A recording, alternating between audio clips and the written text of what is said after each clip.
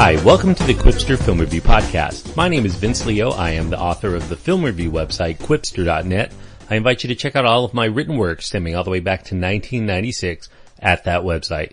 Quipster.net is where to go. QWIPSTER.net.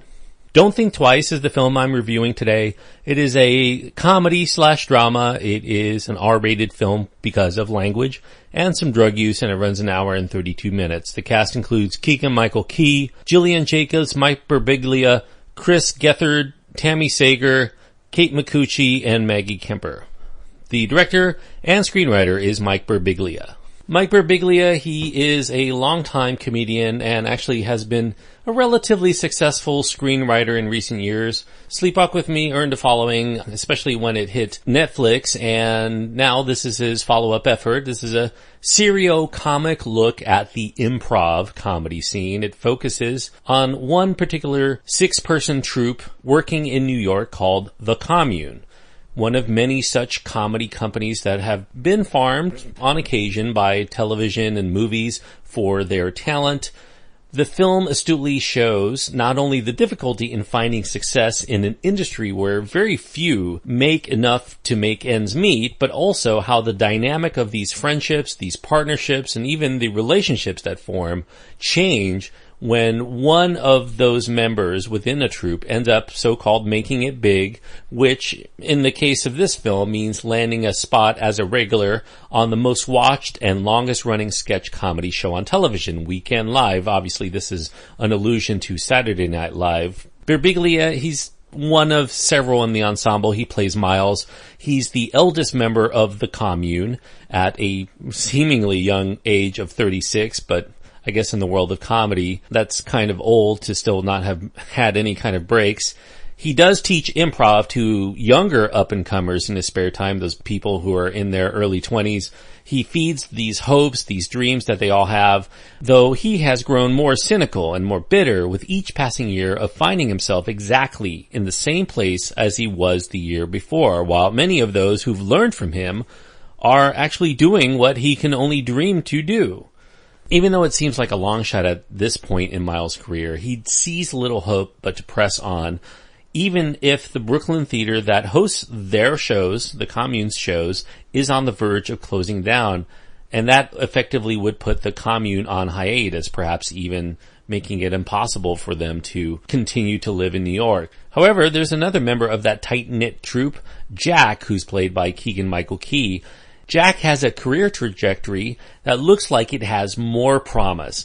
He eventually lands an audition with Weekend Live, and that could mean a regular gig. Perhaps he can even parlay that gig into a long-running career, being a regular on TV comedies or in films if he so chooses, just like many other people who have graduated from, in the real world, Saturday Night Live. His girlfriend Samantha, played by Gillian Jacobs, she's the only one of the troupe in real life who does not have a background in improv, though she does very well in the film as an actress.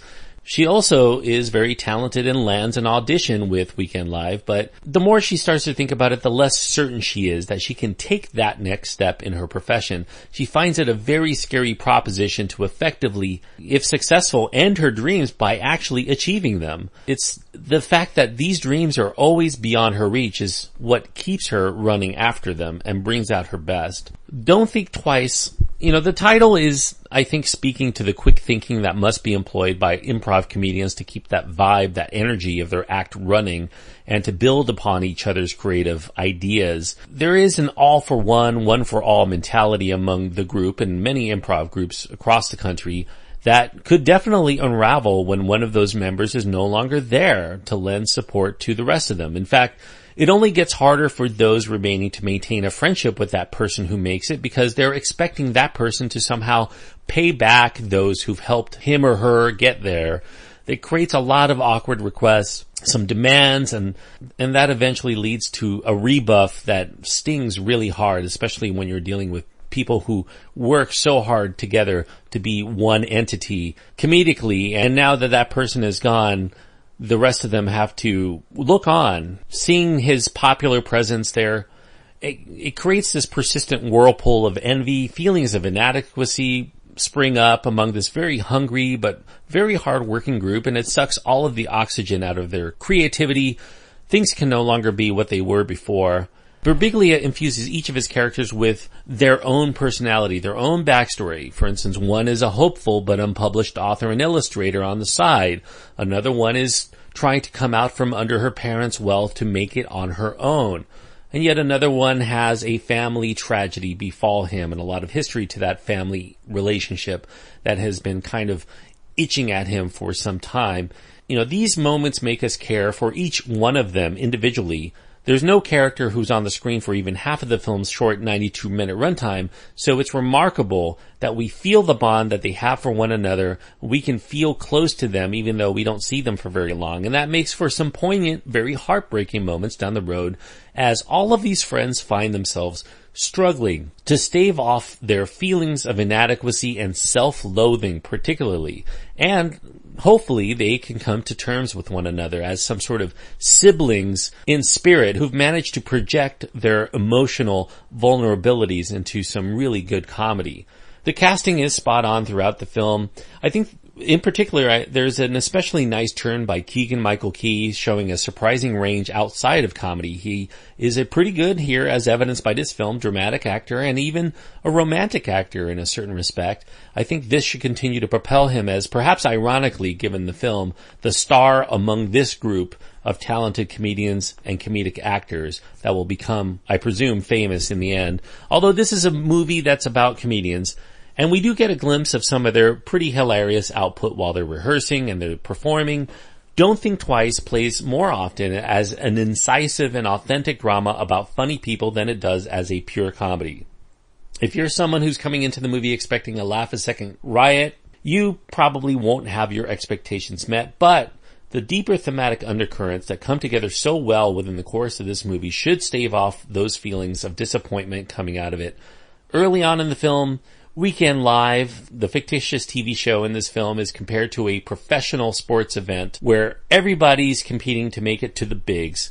Don't Think Twice shows us that, so-called wide world of sports in action, spotlighting the thrill of victory, the agony of defeat, and also a modicum of bittersweet agony to the victory as well. I'm giving Don't Think Twice 3.5 stars out of 4. And 3.5 stars on my scale means that I do think that this is a good film. It is definitely worth going out of your way to see if this at all sounds like something that would appeal to you. It's in limited release currently in the United States, so if you have it playing near you, and you like Birbiglia, Keegan-Michael Key, you like these actors, you just like an insider peek into the world of comedy, or you just like really good comedy dramas, or just good films in general, I do think that it's worth seeking out. Go out and check it out as soon as you can, because these kinds of films only play a week or two or maybe 3 if you're really lucky at your local theater. A lot of these movies are really hard to find even on Redbox, so check it out if you can, and support independent cinema, one of my mantras. Thanks everyone for listening. I hope that you enjoyed this review. If you did, I do encourage you to click the subscribe button. I continue to deliver these film reviews all throughout the course of the year. Also, if you happen to be on iTunes, if you've listened to the show for a while, you want to support the show, there's 2 ways you can do it. One is to leave an iTunes review and let other people know to check out the show. And the other one is to help me out with the cost of the show. You can go to patreon.com/Quipster and find out the details on how to do that. I pay for all of the films that I review, as well as the hosting of my website, as well as the podcast. So any help that you can provide is greatly appreciated.